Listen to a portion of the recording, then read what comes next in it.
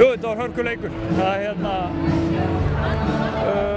En mér fannst við stígu upp varnarlega í seinni hálfleik sem að bjóð til mun og mununin kom líka þegar við fórum að rótera og stelpur kom inn sem voru að bæta í.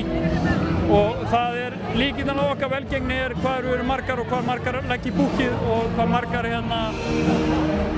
við getum róterað 12-13 án þess að nokkuð dampur dett úr liðinu og það það sem ég sátt sem heita. Þessi leikur var svona framan af bara svona nokkuð jafn, þetta sveiflaði svona milli liðana en svo var þetta einhvern veginn öruggt undir lokin. Já, við náum að slíta okkur aðeins bráðum í seinni part fjórða og hann fór í svæðisvörð sem gekk vel í fyrri hálfleik sem við náðum að fá mjög góða körfur móti snemma þegar hann skipti í hana og það tók kannski smá sjálfstöðsturðum líka. Þú ert náttúrulega með ótrúlegan leikmann hérna með 36 stig. Ég með 15 ótrúlega leikmann. Það er svoleiðis? Það er svoleiðis. Hvað var það svona sem að skóp þennan sigur helst?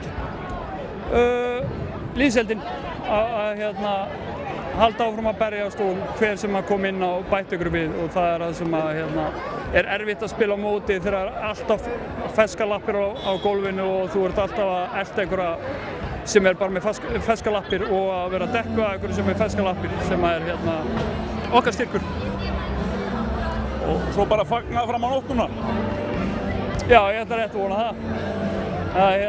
Við hugsum restina af tímabilinu á morgun, við ætlum að fá að njóta kvöldsins í kvöld. It was a great game from start to finish against a tough team, but I think we took care of what we needed to take care of and we got the job done. I'm proud of our fight and our effort. 36 points for you. Yep.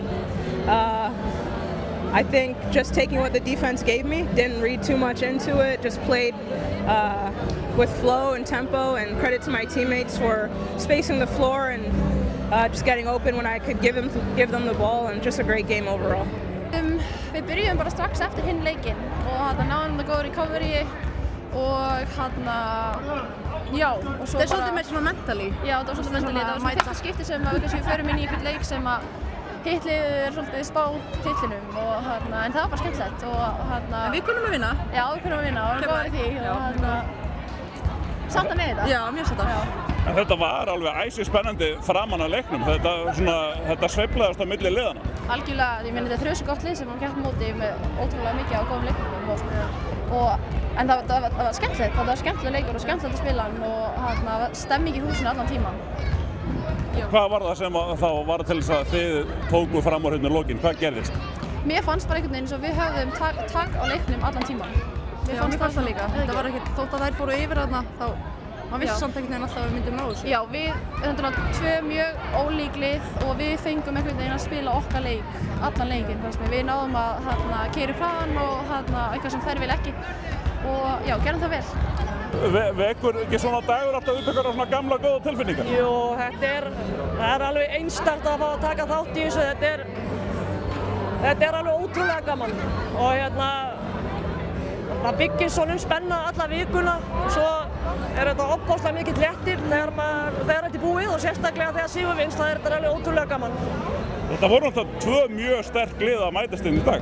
Já, það má alveg segja það og þetta hefði alveg getað farið hvernig sem var en við vorum sterkar í dag, þær eru með mjög gott lið en þetta var okkar megin í dag.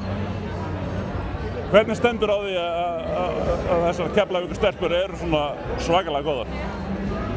Ég veit það ekki svo, ég held að hefðin hafi mikið að segja og það hefur líka að segja að vinna svona titla, þá fáum við stelpur til þess að koma í korfið. Þetta vekur eftirtekt, þetta vekur áhuga, þetta fær stelpur til að koma að æfa og það eru fullt af litlu stelpur minni upp í stúku sem ætla að vera í þessu sporum eftir nokkur ár, þannig að það skiptir máli. Fullt af fyrirmyndum? Mjög mörgum fyrirmyndum, það er hárrétt.